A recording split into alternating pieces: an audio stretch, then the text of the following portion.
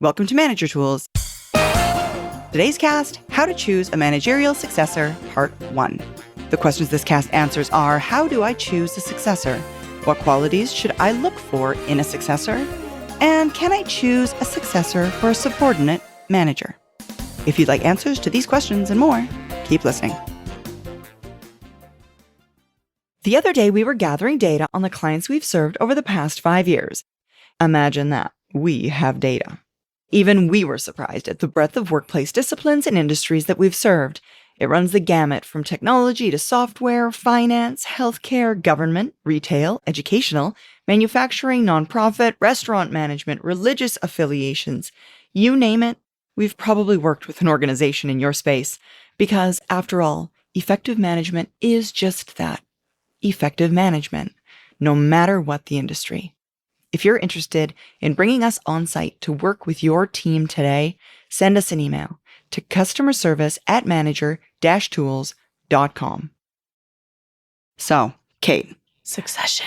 I know, succession. I'd like to add another thing formally to the list of things that managers are responsible for, but they don't know that they're responsible for. If I might. There must be a master list somewhere. For sure, you're the right person to do it. It's us. That's our job. Yeah. And it's true. A lot of managers don't know that they're supposed to do it. Further, often they don't do it because they don't name a successor or number two, because I'm jumping ahead. Most managers don't name a successor or number two, even though they're obligated to do so. Yeah. Partially because they don't know. And it's even worse. It's more endemic than that. Most executives don't realize they're supposed to hold managers accountable to do so. Exactly. So you don't know you're supposed to do it. Your boss doesn't ask you to do it. And even if your boss doesn't demand it, it is still part of being an effective manager. Mm-hmm. And I would say that the real conundrum of this whole thing is you don't know you're supposed to do it. Your manager's not, or your executive manager, I should say, isn't holding you accountable for doing it, but they're still expecting you do it. And that's the hard part, right? They didn't tell you to do it, and they're not holding you accountable for doing it, but they assume you've done it in some way, shape, or form, and you very likely haven't. And for the record, today's cast is an extension of a previous topic we covered. We touched on the topic in 2009. The guidance at the time was quick and dirty choosing a number two. So this is going to be generally an extension of some previous guidance we released. If you've not listened to that one, you may want to go back and listen to it. Although I would suggest that this one stands on its own. So if you're a new listener to the community, you can pick up here and you'll probably be fine. This one's more in depth too. We've got a lot to cover today. And in this whole cast, we've got performance matters, but it's not everything. Look for strong relationship skills. Look for solid communication skills. If your top performer wants it and isn't right, that's also something we're going to touch on. The fact that you have to notify your boss and others. The idea here is that after you've done this, you're going to work on delegating projects and presentations. And finally, we recommend humility in this process. So we're going to get pretty in-depth here, more in-depth than, as you would imagine, a podcast called Quick and Dirty. Yeah, anytime you start with that, you know it's probably not going to be that in-depth. Mm-hmm. All right, first, foremost, up front. Performance matters, but it's not everything. Yeah. Obviously, we can't make, and we don't recommend you make your weakest performer your successor. No boss would buy it. Yeah, no. Nor do you want to, frankly. I mean, come on, you know it. Yeah. Too many of us would get our feelings hurt if a weak performer could be, if they could be named to take over the role. Why be a strong one? Like, what's the reward system here? Fair. Okay, so it's sloppy thinking, though, to assume that because we can't name the weakest, we therefore have to name the strongest performer. Again, beware your ego. Most of us managers think we did get promoted because we were the best performer. That's what we believe about ourselves. So it's common to assume, sloppy, but common to assume it has to be the top person. And that's not the case. It cannot be the weakest, and it doesn't have to be your number one. Exactly. There's a parallel worth remembering when we think about succession planning. And we put this out as well in some previous guidance around executive career management. If not you, who. In that guidance, we described a common technique among boards who choose their next CEO. The question that all CEOs, or all potential CEOs, all CEOs directs, I suppose, are asked is, if not you, then who? And it's a great question to ask. I mean, tricky. It's tricky, and it's so freaking smart, because you have to assume at the top of organizations, virtually everyone who reports directly to the CEO wants to be the CEO. Even probably one level deeper. Oh, yeah, at the absolutely. top, people want to be CEO. Of course they do. To even get that far, to even put in the effort it takes to get that far, you need the level of drive that is required for a desire to be CEO. You just do. And what that means is all the CEOs directs want to be the next CEO. So if the board were to just ask all of those directs, whom should we choose? What are they going to say? Me. Exactly. And they'd have really great reasons for it, as they all do. And what is that helping anybody? You're getting the answer to the question you already knew the answer to. Which is that everyone thinks they should have it and they think they deserve it. And they've worked really hard to get there. Yep, absolutely. It just gives a bunch of selfish reasons, right? Right. The board, they're just presented with, hey, here's a bunch of reasons why it's me. And those are selfish reasons. They're very divisive, because if there was a vote, and there's never a vote, politically, it's not a vote. If there were votes, if there was voting, it would all be everybody voting for themselves. So there would never be a consensus. Never, ever. Selfish reasons, not a consensus, not helpful. Yeah. And this is the tricky part. The question gets to a really different issue, which is that all the people who are being asked, save one, are not going to get the job. Yeah, exactly. The question highlights who on this team would most people be willing to follow. So if it's not you, who would you be willing to follow? And that's a different and better question. Yep. Because really, almost everyone who's asked will have to follow whoever is chosen, excepting the person who is chosen, right? They won't have to follow themselves. So asking that question, if not you, who, then highlights who are you willing to follow?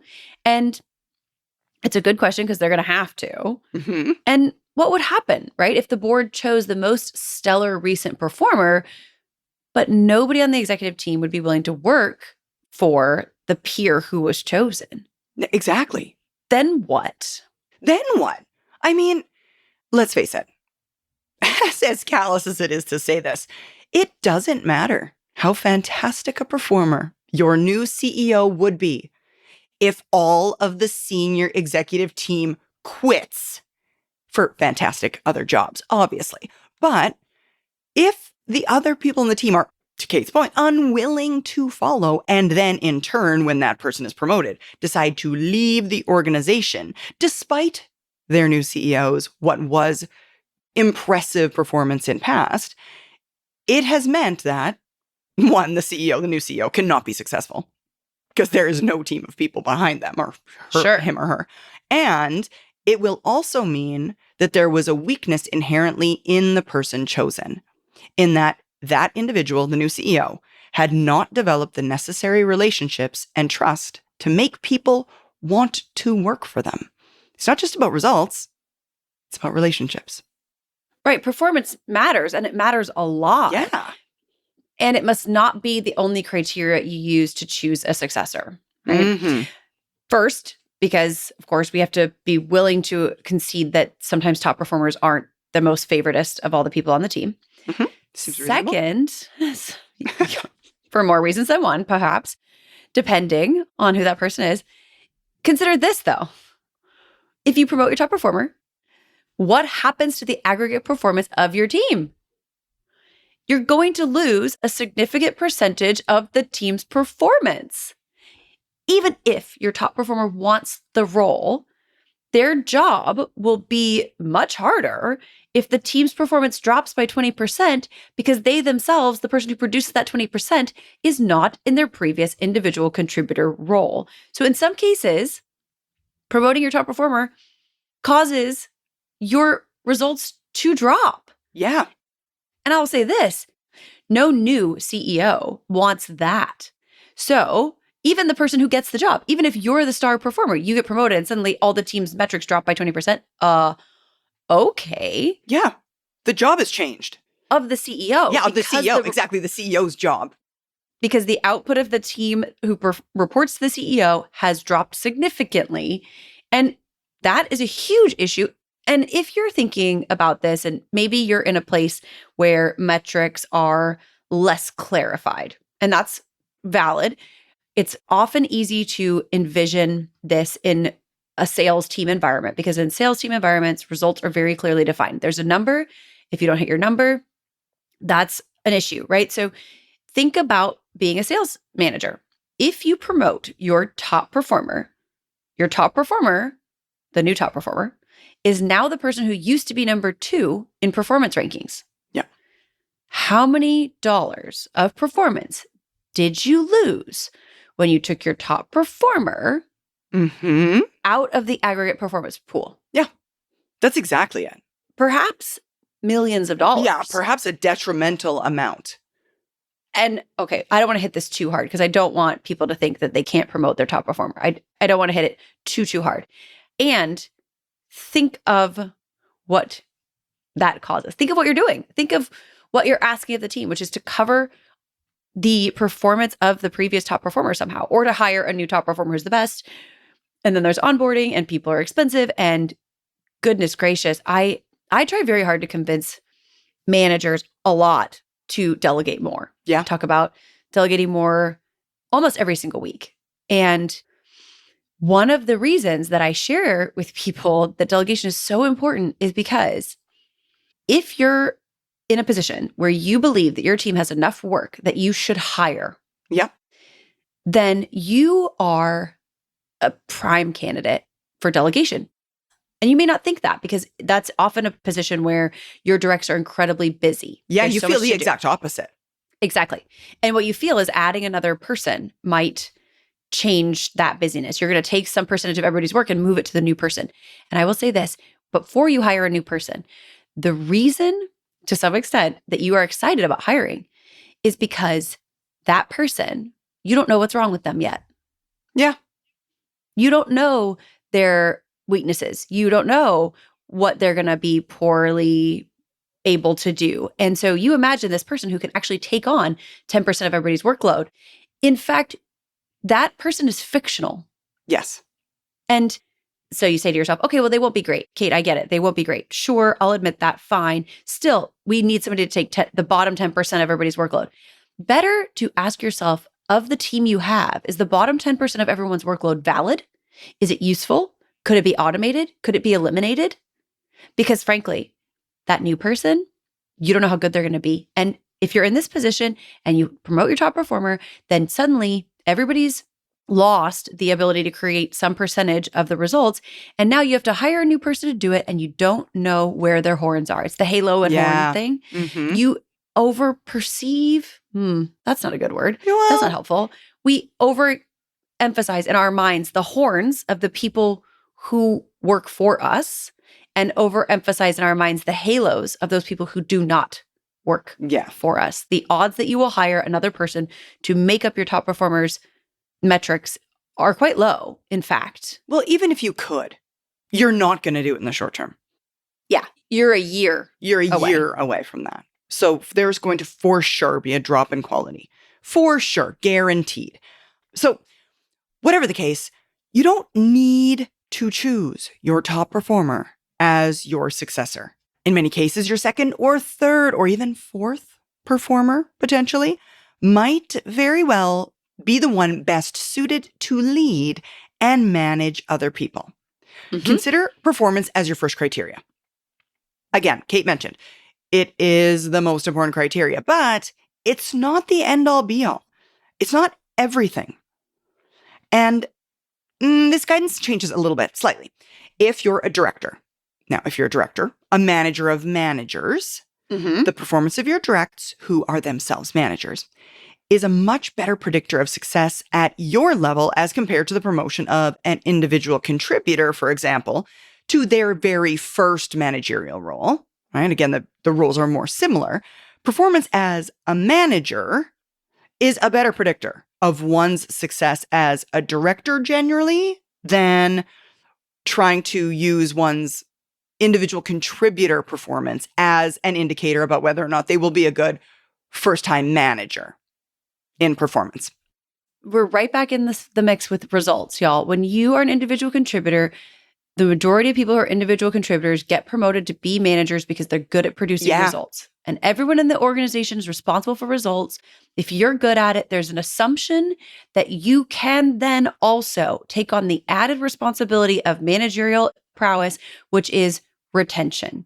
So it's not necessarily true that just because you're super great at creating results, that you will also be good at creating retention. And we have spent the majority of our careers at this point, actually. I think you and I have both been in these roles longer than we've been in our previous roles. Is that true for you too? Yeah. I've been with Managed Tools longer than any other single company for sure. Yeah. So we have spent the majority of our careers teaching people how to behave successfully as managers. And in terms of predicting success, the reason people who are, for example, like me, engineers who got promoted to be managers, the reason that happens to you is because you're good at producing results. Yeah. There's no other indicator to measure, right? That's all you've got. Absolutely. That's all the individual contributors share.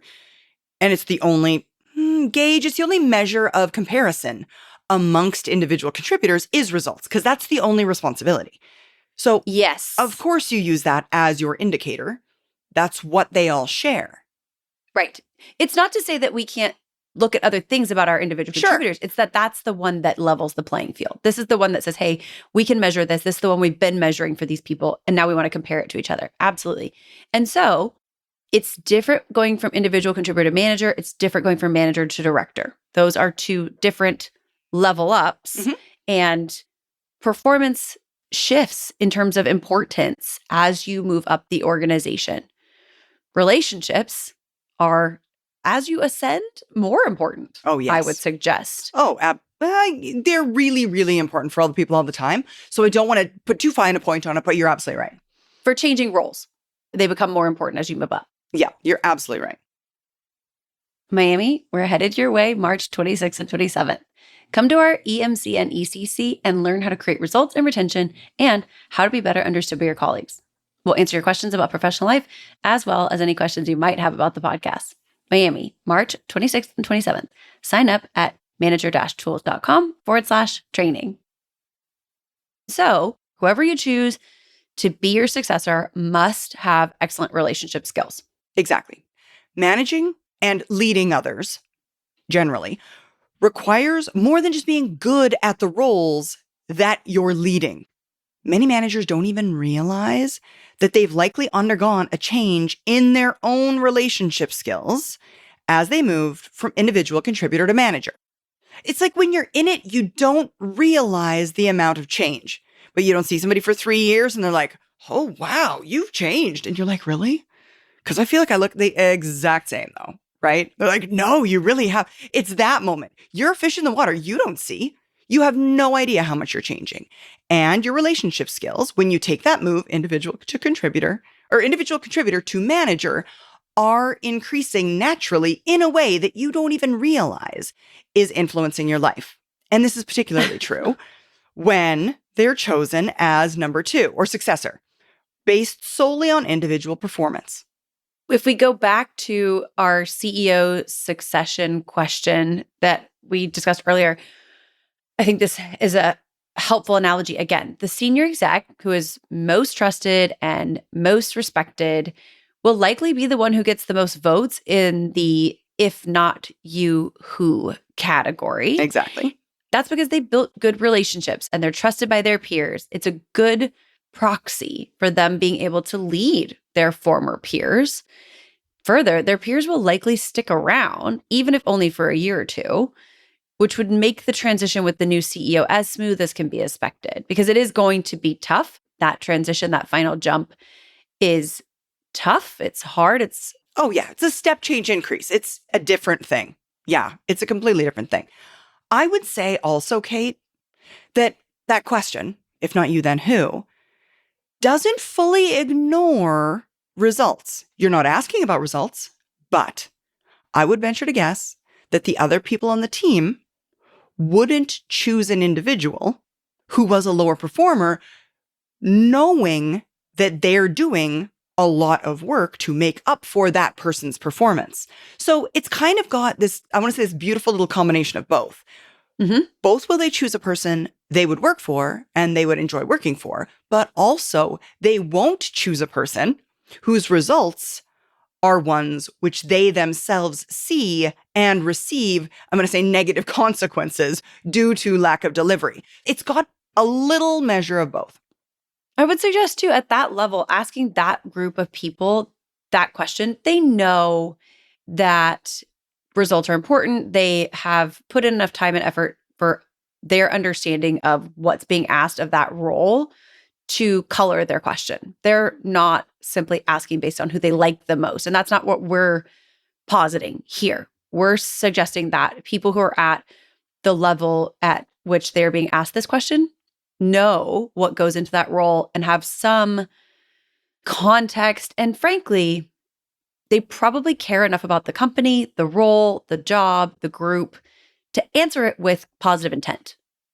It's not being answered in a way that is based on, well, I'm going to politicize this. Although I'm sure some people do. However, overall, we're going to assume positive intent yet again. And this is often where top performers stumble. Like the results versus relationships thing. Yeah, absolutely. DISC is a great proxy for this. A high D, a person who puts performance above all else, often does so at the expense of relationships. They may not care enough about relationships, and they may not work to build them. They may not support them. They may have left their feelings at home under the bed. When they then have managerial responsibilities, it takes them longer, and maybe too long sometimes for some people, to discover that relationships are a core part of managing and leading. That's a very hard transition to make from I don't care at all to I'm willing to engage in behaviors that will support relationship building and stuff like that. It can be really hard, especially once you get to a certain level. If somebody's at a director level and they've gotten there by being high D, the longer someone's been behaving a certain way, the harder I think it is for that change to occur and for them to be convinced that it's a valid change. Because frankly, I got all this way by being this way. And in general, that's a problem some executives struggle with. In fact, I would suggest all executives have some form of the what got you here won't get you there syndrome. Yeah, I was just going to say that. That is exactly what was in my mind. Yeah, because you see, you've got indicators. I mean, the environment is giving you indicators to suggest that what you're doing is working. And if it were giving you indicators to suggest it wasn't, you probably would have learned the lesson and changed it by now. But because the rewards are coming from being the way you are, why change that? You've got no reason to until, in this case, you've got reason to. And it may be too late, I suppose, is the crux of our point here. It may be too late if you choose that results person. By the time they figure it out, it may take too long to make the adjustment. So if you're in this position and you're trying to figure it out, or you're wondering how to assess relationship building skills, going to detail about that is, unfortunately for you right now, beyond the scope of this guidance. But we will give you a simple proxy for measuring it. Just pay attention to your directs as they interact with each other. I mean, you go to meetings with them all the time. I mean, you see them. It may just be on Zoom virtually, but you're seeing them. You're seeing them interact with the world in a staff meeting. Pay attention to who your directs listen to. When one of your candidates, right, these potential successor candidates speaks up, do other people listen? Or do they check out, or do they roll their eyes, or maybe they stop taking notes when that person speaks? What comments do they agree with? Whose comments do they fully on ignore? Just don't even pay attention. When somebody interrupts, do they get frustrated, or do they tolerate it because they respect whomever interrupted them? Watching for these indicators that the other people in the room will give you is a good indicator of natural relationships of your potential successor with other people on the team. Because we have to assume in basically 100% of the cases, the way an individual, in this case, your top performer, let's say, interacts with you is different than the way they interact with others. It just is. Because you're the manager. It's a different situation. You're not a peer. Yeah. And you can't assume the way this individual behaves with you is the way they behave with others. Frankly, I would suggest you can assume it's not. They actually behave differently with others than they behave with you. So you need other indicators, and watching them in meetings, things like that, can be just ways of you measuring it in an informal way. There's a point there too about the fact that your directs do interact differently with their peers than they do with you. That is really well highlighted. If you're a person listening and you've reached a director level, you have probably gone through a situation where you used to be a peer and now you're the manager, the boss, the director. Yeah, very likely. That's likely once you've reached a certain level that you've had that experience and you have felt it. You've seen it. And I will say this, if you're listening and you have been through that experience, you believe us. If you're listening and you haven't been through that experience, you don't believe us, that's fine. You can decide to believe us, or you can wait until it happens to you and then struggle and believe us then. Okay, so internally, yes. Also, though, externally, I would suggest it's worth looking at relationships potential successors have built outside of the team. That's part of being a manager. 2, managers are required to collaborate with others in the organization, other groups, divisions, disciplines, or even among peers who aren't part of this group. So if you're wondering whether one of your successor candidates has a strong network, you can find out in 2 ways. First, ask them. Just ask generally, how good are your relationships across the organization outside of our team? You can ask more specifically, whom can you call on outside of our organization for favors? Like, with whom do you have a good relationship in HR or finance or strategy? Different departments. You don't have to choose like all of the divisions. You could choose 1 or 2, right? You could choose HR, finance, operations, sales, customer service, etc. You know what departments you yourself have good relationships that are necessary to help you do your job. Yeah. Ask your directs about relationships they might have in that department, division, group as well. Do they have relationships over there? Yeah, exactly. And it's not that you wouldn't love for them to have relationships with departments that you yourself don't have relationships with. But chances are, if you've got a relationship, those would be the people they'd be liaising with most, right? Those are the important ones. Having more than that, great. But if they don't, or they struggle to have relationships with an individual in one of the groups that is mandatory, necessary for the success of the team, that would be an indicator of a potential issue, I'm going to call it. That's all for this week, folks. Thank you so much for joining us. Return again next week for the continuation of today's topic.